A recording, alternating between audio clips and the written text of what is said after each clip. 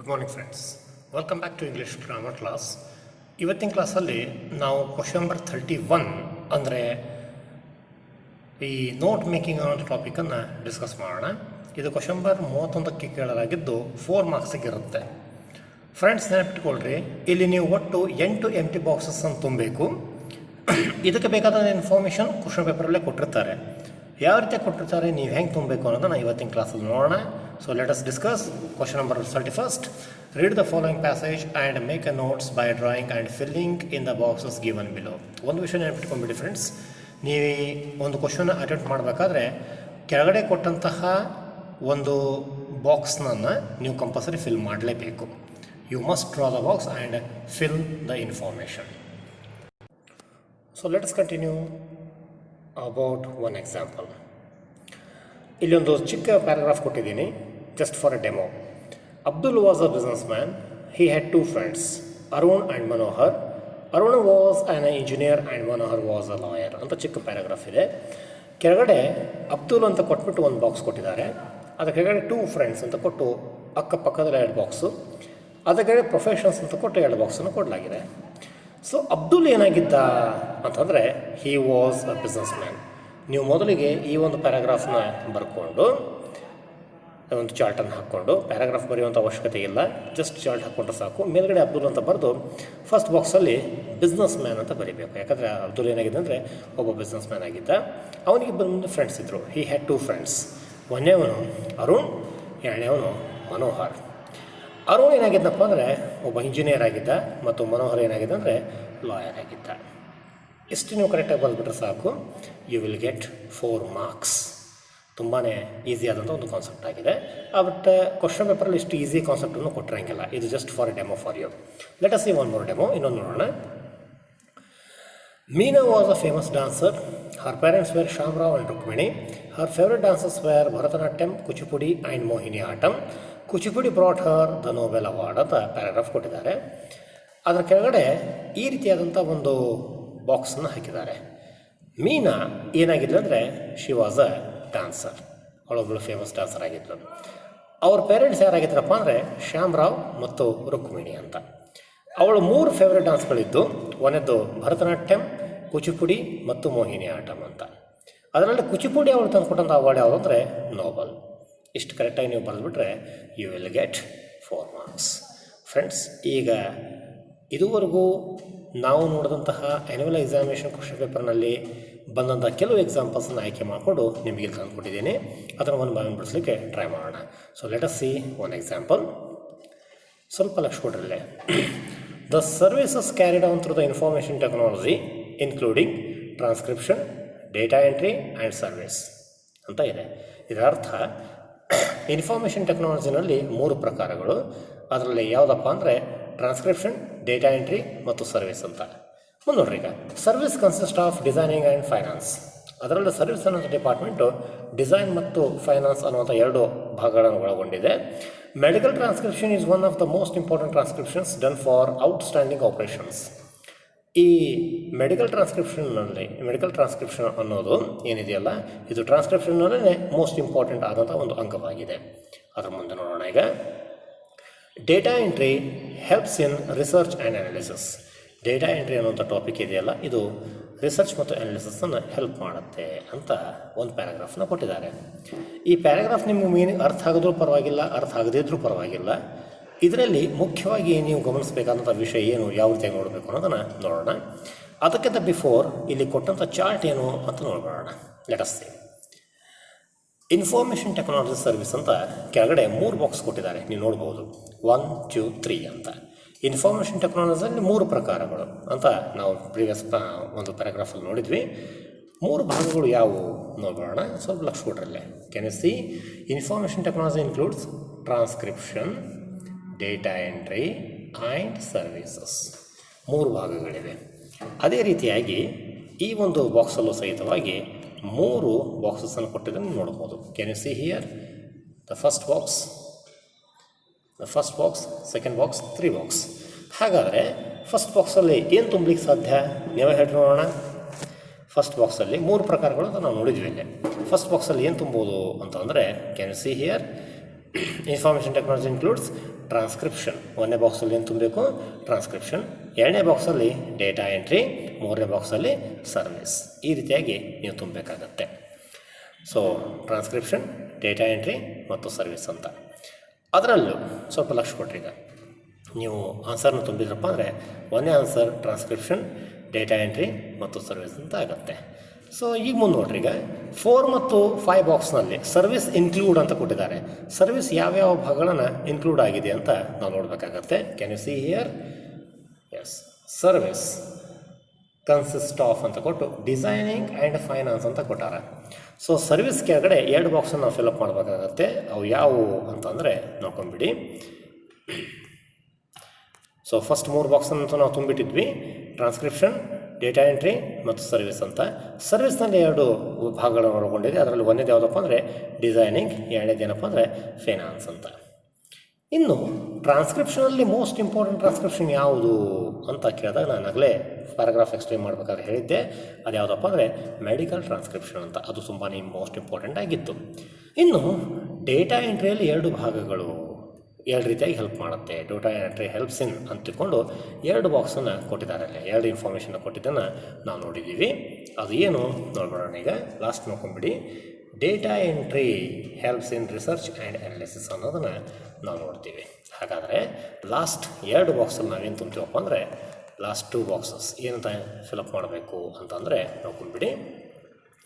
Data entry helps in research and analysis. Friends, ನೆನಪಿಟ್ಕೊಂಡ್ಬಿಡಿ, ಇಲ್ಲಿ compulsory chart ಹಾಕೋದು ಅವಶ್ಯವಾಗಿದೆ, ಹಾಗೂ ಪ್ಯಾರಾಗ್ರಾಫ್ನ ಬರೆಯುವಂಥ ಅವಶ್ಯಕತೆ ಇಲ್ಲ. ಮತ್ತು ಚಾರ್ಟಲ್ಲಿ ಅವರು ಕೊಟ್ಟಂಥ ಎಲ್ಲ ಇನ್ಫಾರ್ಮೇಷನ್ ಹಾಕೋದ್ರ ಜೊತೆಗೆ ಮೋಸ್ಟ್ ಇಂಪಾರ್ಟೆಂಟ್ ನೀವು ನಂಬರ್ಸನ್ನು ಹಾಕೋದನ್ನು ಮರಿಬಾರ್ದು. ಕರೆಕ್ಟಾಗಿ ಆ ಬಾಕ್ಸ್ ನಂಬರ್ನ ಹಾಕಿ ಅದರಲ್ಲಿರುವಂಥ ಇನ್ಫಾರ್ಮೇಷನ್ ತುಂಬಿಬಿಟ್ರೆ 100% friends you will get 4 marks. So ಇದೇ 4 ಮಾರ್ಕ್ಸ್ ನೀವು ಪಡಿಬೇಕಾದ್ರೆ ಲೆಂದಿ ಕ್ವಶನ್ ಆನ್ಸರ್ಸಲ್ಲಿ ಕಡಿಮೆ ಅಂದರೆ 1 ಪೇಜ್ ಬರೀಬೇಕು. ಬಟ್ ಇಲ್ಲೇ ಕೇವಲ 8 ಬಾಕ್ಸನ್ನು ಫಿಲಪ್ ಮಾಡೋದ್ರ ಮೂಲಕವಾಗಿ ನೀವು 4 ಮಾರ್ಕ್ಸನ್ನು ಪಡಿಬೋದು. It is really a golden chance for you. So please don't miss it. Let us move to another example. Rubber is versatile and can be used in a variety of products. Tire, hose, surgeon gloves, heels of shoes and toys. It is resilient, impermeable to gases and waterproof. It can be processed to be elastic ಅಂತ ಒಂದು paragraph ಕೊಟ್ಟಿದ್ದಾರೆ. ರಬ್ಬರಿನ ಬಹು ಉಪಯೋಗಗಳನ್ನು ಇಲ್ಲಿ explain ಮಾಡಲಾಗಿದೆ. ಸ್ವಲ್ಪ ಗಮನಿಸ್ರಿ. Chart ಈ ರೀತಿಯಾಗಿದೆ. ರಬ್ಬರ್ ಈಸ್ ಅಂತ ಕೊಟ್ಟು ಒಂದು ಬಾಕ್ಸನ್ನು ಕೊಟ್ಟಿದ್ದಾರೆ. ಇದಕ್ಕೆ ನಂಬರ್ 1 ಅಂತ ಹಾಕೋಣ. ಇಲ್ಲಿ ಸ್ವಲ್ಪ ಮಿಸ್ಟೇಕ್ ಆಗಿದೆ. ಇಲ್ಲಿ ಇರುವಂತಹ ನಂಬರ್ ಏನಪ್ಪ ಅಂದರೆ ಇಲ್ಲಿ ನಂಬರ್ 1 ಅಂತ ಹಾಕೋಣ. ಈ ಟೈಪ್ ನಂಬರ್ 1. ಒಂದನೇ ಬಾಕ್ಸ್ ನಂಬರ್ 1, 2, 3 ಅವರೇ ಕೊಟ್ಟಿದ್ದಾರೆ. ಮತ್ತು ಅದರ ಮುಂದೆ ಬಾಕ್ಸಲ್ಲಿ ಅವರೇ ಒಂದು ಇನ್ಫಾರ್ಮೇಷನ್ ಫಿಲಪ್ ಮಾಡಿದ್ದಾರೆ. ಅದರ ಮುಂದಿನ ಬಾಕ್ಸು ಇದು 4 ಮತ್ತು ಇದು 5 ಅಂತ ನಾವು ತಿಳ್ಕೊಳ್ಳೋಣ. ಸರಿ, ಈಗ ಫಸ್ಟಿಗೆ ರಬ್ಬರ್ ಈಸ್ ಅಂತ ಕೊಟ್ಟಿದ್ದಾರೆ. ರಬ್ಬರ್ ಏನಾಗಿದೆ ಅಂತ ಕೇಳಿದರೆ ಸ್ವಲ್ಪ ಲಕ್ಷ ಕೊಡ್ರಿ. ರಬ್ಬರ್ ಈ ಪ್ಯಾರಾಗ್ರಾಫಲ್ಲಿ ಕೊಟ್ಟ ಹಾಗೆ ರಬ್ಬರ್ ಏನಾಗಿದೆ ಅಂದರೆ it is versatile. Rubber is versatile. Versatile ಅಂದರೆ ಬಹು ಉಪಯೋಗಿ ಅಂತ. ಹಾಗಾದ್ರೆ ಫಸ್ಟ್ ಬಾಕ್ಸಲ್ಲಿ ಏನು ತುಂಬಬೇಕಾಗತ್ತೆ ನಾವಿಲ್ಲೇ? We can fill here as versatile. ಒಂದೇ ಆನ್ಸರ್ ಏನು ಬರುತ್ತೆ ಇಲ್ಲಿ? ವರ್ಸಟೈಲ್ ಅಂತ. ಇನ್ನು ಮುಂದೆ ಏನೇನು ತುಂಬೋಣ ಅಂತ ನೋಡೋಣ. ಈಗ let us C. Variety of products. Tyre, hose, surgeon gloves, heels of shoes and toys ಅಂತ ಕೊಟ್ಟಿದ್ದಾರೆ. ಸ್ವಲ್ಪ ಲಕ್ಷ ಕೊಡ್ರಿ. ಇಟ್ ಕ್ಯಾನ್ ಬಿ ಯೂಸ್ಡ್ ಏನಂತ ಕೊಟ್ಟು ಸರ್ಜನ್ ಗ್ಲೋವ್ಸ್ ಅವರೇ ಕೊಟ್ಟಿದ್ದಾರೆ. Can you see here? ಅವರೇ ಸರ್ಜನ್ ಗ್ಲೋವ್ಸ್ ಅನ್ನೋಂಥ ಇನ್ಫಾರ್ಮೇಷನ್ ಅವರೇ ಕೊಟ್ಟಿದ್ದಾರೆ. ಆದರೆ ಹಿಂದೆ 2 ಬಾಕ್ಸ್ಗಳು ಖಾಲಿ ಇವೆ, ಮುಂದೆನೂ 2 ಬಾಕ್ಸ್ ಖಾಲಿ ಇವೆ. ಹಾಗಾದರೆ ಸರ್ಜನ್ ಗ್ಲೋವ್ಸ್ ಅನ್ನುವಂಥ ಪದದ ಹಿಂದಿಲ ಹಾಗೂ ಮುಂದಿನ ಪದಗಳು ನಮಗೆ ಆನ್ಸರ್ ಆಗಿರ್ತಾವೆ ಅಂತ ನೋಡಬೇಕಾಗತ್ತೆ. ಸೊ ಯಾವ ರೀತಿಯಾಗಿ ಲೆಟ್ ಅಸ್ ಸಿ. ಒಂದು ನೋಡೋಣ, ಜಸ್ಟ್ ವಾಚ್ ಮಾಡಿ. ಸರ್ಜನ್ ಗ್ಲೋವ್ಸ್ ಅನ್ನುವಂಥ ಪದ ಎಲ್ಲಿದೆ? You can C. ಎಲ್ಲಪ್ಪ ಅಂದರೆ ಇಲ್ಲಿ ಸರ್ಜನ್ ಗ್ಲೋವ್ಸ್ ಅನ್ನೋಂಥ ವರ್ಡ್ ಕೊಟ್ಟಿದ್ದಾರೆ ಇಲ್ಲಿ. ಹಾಗಾದರೆ ಅದರ ಹಿಂದೆ ಇರುವಂಥ 2 ಪದಗಳು ಯಾವುವು? Can you see here? ಒಂದು ಟೈರ್, ಇನ್ನೊಂದು ಹೋಸ್ ಅಂತ. ಅದರ ಮುಂದಿರುವಂಥ 2 ಪದಗಳು ಯಾವಪ್ಪ ಅಂದರೆ ನೋಡ್ಕೊಂಬಿಡಿ. ಹೀಲ್ಸ್ ಆಫ್ ಶೂಸ್ ಮತ್ತು ಟಾಯ್ಸ್ ಅಂತ ಇದೆ. ಹಾಗಾದರೆ tyres, hose, surgeon gloves, heels of shoes and toys, these are the variety of products of rubber. ಅಲ್ಲಿ ಅವರು ಸರ್ಜನ್ ಗ್ಲೋವ್ಸ್ ಅಂತ ಕೊಟ್ಟಿದ್ದಾರೆ. ಅದರ ಹಿಂದೆ ಮುಂದಿನ ಪದಗಳು ಯಾವುವು? ಟೈರ್ ಮತ್ತು ಹೋಸ್ ಹಾಗೂ ಹೀಲ್ಸ್ ಆಫ್ ಶೂಸ್ ಮತ್ತು ಟಾಯ್ಸ್ ಅಂತ ತುಂಬಬೇಕಾಗುತ್ತೆ. ಸೊ ಯಾವ ರೀತಿಯಾಗಿ ಅಂತ ನೋಡ್ಕೊಂಡ್ಬಿಡ್ರಿ. ಇಲ್ಲೇ ಫಸ್ಟಿಗೆ ನಾವು ಟೈರ್, ಹೋಸ್, ಸರ್ಜನ್ ಗ್ಲೋವ್ಸ್ ಅವರೇ ಕೊಟ್ಟಿದ್ದಾರೆ, ಹೀಲ್ಸ್ ಆಫ್ ಶೂಸ್ ಮತ್ತು ಟಾಯ್ಸ್ ಅನ್ನೋಂಥ ಪದಗಳನ್ನು ಇಲ್ಲಿ ನಾವು ತುಂಬಬೇಕಾಗತ್ತೆ. ಇನ್ನು ಮುಂದೆ ಇಟ್ ಈಸ್ ಅಂತ ಕೊಟ್ಟು ಅವರೇ ಒಂದು ವರ್ಡ್ ಕೊಟ್ಟಿದ್ದಾರೆ, ಏನಂದರೆ ಇಂಬೇರೇಬಲ್ ಟು ಗ್ಯಾಸಸ್ ಅಂತ ಅವರೇ ಕೊಟ್ಬಿಟ್ಟಿದ್ದಾರೆ. ಅದರ ಹಿಂದಿಲ ಹಾಗೂ ಮುಂದಿನ ಪದಗಳನ್ನು ನಾವು ಇದರಲ್ಲಿ ತುಂಬಬೇಕು. ಯಾವ ರೀತಿಯಾಗಿ ನೋಡೋಣ. ಇಂಬೇರೇಬಲ್ ಟು ಗ್ಯಾಸಸ್ ಎಲ್ಲಿದೆ ನೋಡ್ಕೊಂಡ್ಬಿಡೋಣ ಒಂದು ನಿಮಿಷ. ಇಂಬೇರೇಬಲ್ ಟು ಗ್ಯಾಸಸ್ ಎಲ್ಲಿದೆ ಅಂತಂದರೆ you can see here impermeable to gases ಅಂತ ಇದೆ. ಅದರ ಹಿಂದಿರುವಂಥ ಪದ ಯಾವುದಂದರೆ ರೆಲಿಸೆಂಟ್ ಮತ್ತು ಅದರ ಮುಂದಿರುವಂಥ ಪದ ಯಾವುದಂದರೆ ವಾಟರ್ ಪ್ರೂಫ್ ಅಂತ. ಹಾಗಾದರೆ ನೋಡ್ಕೊಂಬಿಡಿ, ಈ ಭಾಗದಲ್ಲಿ ನಾವು ಹಾಕುವಂತಹ ವರ್ಡ್ ಯಾವುದಂದರೆ ರೆಲಿಸೆಂಟ್ ಮತ್ತು ಮುಂದೆ ವಾಟರ್ ಪ್ರೂಫ್ ಅನ್ನೋ ಪದವನ್ನು ನಾವು ಹಾಕ್ತೀವಿ. ಕ್ಯಾನ್ ಯು ಸಿ ಹಿಯರ್, ಇಲ್ಲಿ ಏನು ಹಾಕಬೇಕಾಗತ್ತೆ? ವಾಟರ್ ಪ್ರೂಫ್ ಅಂತ ಹಾಕ್ತೀವಿ. ಇನ್ನು ಕೊನೆಯದಾಗಿ it can be processed to be ಅಂತ ಕೊಟ್ಟಿದ್ದಾರೆ. It can be process to be. Last word ಏನಿದೆ ನೀವು ಹೇಳಿ ನೋಡೋಣ. It can be process to be elastic. Okay, ಹಾಗಾದ್ರೆ ನಾವು ಮುಂದಿನ ವರ್ಡ್ ಇಲ್ಲಿ ಏನು ಹಾಕಬೇಕಾಗತ್ತೆ ನೀವೇ ಹೇಳ್ರಿ. ಕ್ಯಾನ್ ಯು ಸಿ ಹಿಯರ್, ಇಲ್ಲಿ ನಾವೇನು ಹಾಕಬೇಕಾಗತ್ತಪ್ಪ ಅಂದರೆ ಇಲಾಸ್ಟಿಕ್ ಅನ್ನೋಂಥ ಪದವನ್ನು ಹಾಕಬೇಕಾಗತ್ತೆ. ಒಟ್ಟಿನ ನಮ್ಮ ಉತ್ತರ ಈ ರೀತಿಯಾಗಿ ಬರುತ್ತೆ. Rubber is versatile. It can be used in tyre, hose, surgeon gloves, heels of shoes, toys. It is resilient, impermeable to gases, water proof. It can process to be ಅಂತ ಕೊಟ್ಟು ಕೆಳಗಡೆ ಏನು ಕೊಟ್ಟಿದ್ದಾರೆ? ಎಲಾಸ್ಟಿಕ್ ಅಂತ ಕೊಟ್ಟಿದ್ದಾರೆ. ಫ್ರೆಂಡ್ಸ್, ನೆನಪಿಟ್ಕೊಂಬಿಡಿ, ಈ ರೀತಿಯಾದಂತಹ ಅವ್ರು ಕೊಟ್ಟಂಥ ಇನ್ಫಾರ್ಮೇಷನ್ ಹಾಗೂ ನಾವು ಬರೆದಂಥ ಆನ್ಸರ್ನ ಒಗ್ಗೂಡಿಸಿ ಚಾರ್ಟನ್ನು ಫಿಲಪ್ ಮಾಡಿಕೊಟ್ರೆ 100% ನೀವು 4 ಮಾರ್ಕ್ಸನ್ನು ಪಡಿತೀರಾ. ಸೊ ದಯಮಾಡಿ ಇದನ್ನು ನೀವು ತಿಳ್ಕೊಂಡಿದ್ದೀರ ಅಂತ ಅಂದ್ಕೊಂಡಿದ್ದೀನಿ. ಇನ್ನು ನಿಮಗೋಸ್ಕರ ನಾನೊಂದು ಹೋಮ್ವರ್ಕ್ ಕೊಡಲಿಕ್ಕೆ ಇಷ್ಟಪಡ್ತಿದ್ದೀನಿ. ಇವತ್ತು ಒಂದು ಎಕ್ಸಾಂಪಲ್ ನಾನು ಕೊಡ್ತೀನಿ. ಈ ಎಕ್ಸಾಂಪಲ್ ನೋಡಿಬಿಟ್ಟು ನೀವು ನನಗೆ ವಾಟ್ಸಪ್ ಮೂಲಕವಾಗಿ ಆನ್ಸರ್ ಕೊಡಬೇಕು.